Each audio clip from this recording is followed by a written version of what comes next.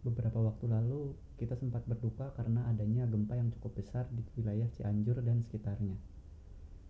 Gempa ini menimbulkan kerusakan yang cukup besar.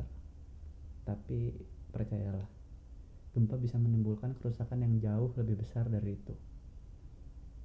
Kayak gempa yang bakal gue bahas sekarang, yang terjadi di sekitar tahun 1923, The Great Kanto Earthquake. I guess for now you've got the last laugh. Yo, gue Juwana. The Great Kanto Earthquake atau gempa besar Kanto. Ini adalah salah satu bencana alam atau gempa yang paling besar yang pernah terjadi. Gempa ini menimbulkan kerugian sekitar 1 miliar dolar saat itu. Diestimasi sekitar 140.000 korban jiwa yang ditelan oleh tragedi gempa ini yang terjadi di wilayah Kanto, daratan utama Jepang, Honshu. Gempa ini terjadi di sekitar jam 11.58 di hari Minggu siang, tanggal 1 September tahun 1923. Beberapa sumber mengatakan gempa ini terjadi sekitar 4-10 menit lamanya. Sebetulnya di Jepang sendiri udah biasa terjadi gempa. Diperkirakan 1.500 kali gempa dalam setahun terjadi di Jepang. Ini dikarenakan negara kepulauan Jepang itu terletak di wilayah Ring of Fire, pertemuan dari lempeng tektonik. Jadi udah umum aja terjadi gempa. Meski begitu, gempa besar Kanto ini mengejutkan dunia, yang besarnya mencapai 7,9 magnitudo, yang berfokus jauh di bawah pulau Izu Oshima, Teluk Sagami.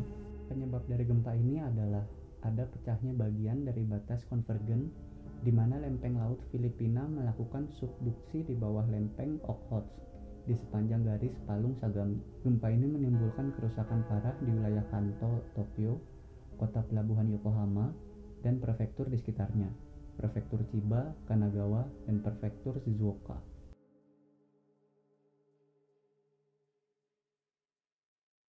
Karena gempa ini terjadi di sekitar jam makan siang, jadi banyak terjadi kebakaran akibat api dari dapur yang lagi masak buat makan siang.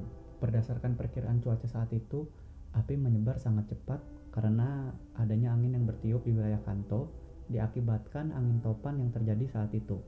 Bangunan yang terbakar saat itu mencapai 211.000 bangunan, dengan 109.000 bangunan hancur dan 102.000 bangunan rusak berat. Penduduk Yokohama yang berhasil mengungsi ke daerah pantai Teluk Yokohama saat itu juga akhirnya meninggal hangus terbakar karena adanya tangki penyimpanan minyak yang meledak di sekitar situ. Korban jiwa terbanyak yang terjadi di satu tempat saat itu adalah ketika 30.000 warga Tokyo yang mengungsi di lapangan terbuka bangunan bekas penyimpanan pakaian dari Angkatan Darat meninggal dihanguskan oleh badai api, yang badai apinya sendiri baru berhasil dipadamkan 2 hari kemudian. Di daerah barat prefektur Kanagawa, perumahan yang berada di sekitaran gunung dan pantai berbukit, rumah-rumah ini juga terseret tanah longsor dan menimbulkan sekitar 800 korban jiwa. Di kampung Nebukawa, kereta api dengan isi sekitar 100 orang, stasiun Nebukawanya, juga rumah penduduk di sekitarnya nih juga terseret tanah longsor masuk ke dalam laut, jadi hilang. Korban jiwa dari rentetan tragedi gempa besar Kanto ini mencapai 105.000 orang. Ini termasuk korban yang meninggal dan yang hilang. Dan 1.900.000 orang juga menjadi korban, tapi mereka ini berhasil dievakuasi. Tidak hanya gempa, tanah longsor, kebakaran, badai api, tapi gempa besar Kanto ini juga menyebabkan tsunami. Daerah sepanjang pantai Samudra Pasifik, mulai Semenanjung Boso, Teluk Sagami, pantai timur Semenanjung Izu, Kepulauan Izu, sampai Kepulauan Ito dilanda tsunami beberapa menit setelah gempa. Tercatat tsunami setinggi 12 meter melanda kota Atami. Sementara itu di Semenanjung Boso juga terjadi tsunami yang setinggi 9 meter. Sekitar 150 orang meninggal dan hilang karena tsunami yang terjadi ini.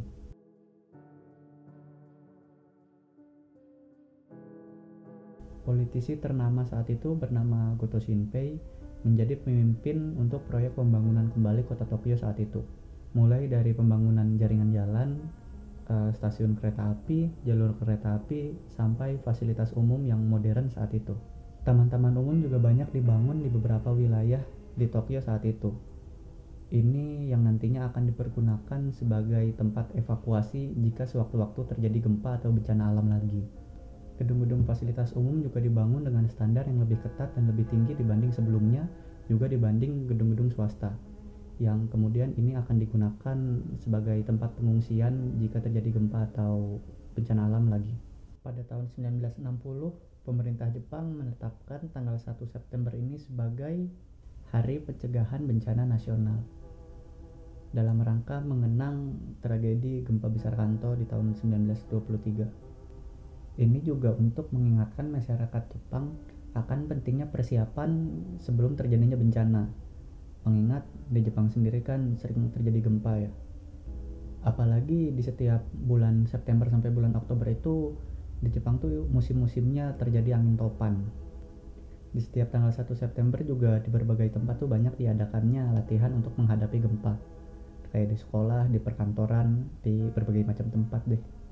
Di Taman Yokohamicho, distrik Sumida, Tokyo, didirikan monumen berupa kuil agama Buddha yang bernama Tokyo to Ireido, guna mengingat 30.000 korban jiwa yang meninggal karena hangus terbakar oleh badai api saat gempa Kanto terjadi. Kalau menurut gue sih kayaknya kita nih bisa niru dari Jepang ya, harusnya Indonesia. Kita harus ada bikin pelatihan-pelatihan gimana cara mempersiapkan diri kalau ada gempa atau bencana alam terjadi. Mengingat di Indonesia sendiri kan wilayahnya tuh pertemuan dari 3 lempeng tektonik, jadi rawan gempa juga. Belum lagi banyak gunung Merapi yang masih pada aktif juga, bisa meletus sewaktu-waktu.